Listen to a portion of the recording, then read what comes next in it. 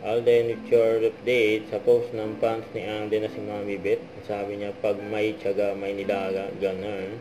Na may palo-halo ang fans ni Alden sa set ng Pulang Araw. Ang ganyan ka-generous, mga fans ni Alden. Yung pang-reaction ni Alden, siyempre happy si Alden. Saka busy-busy sa taping ng Pulang Araw.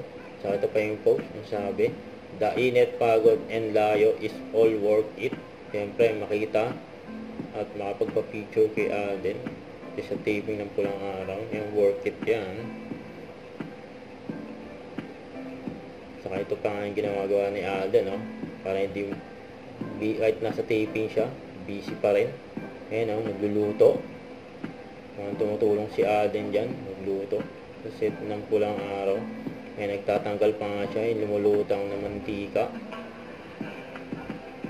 para healthy. Huwag kalimutan mag-subscribe, click ang notification bell for more update. Ito po ang with your reaction vlog. Bye guys, thank you for watching.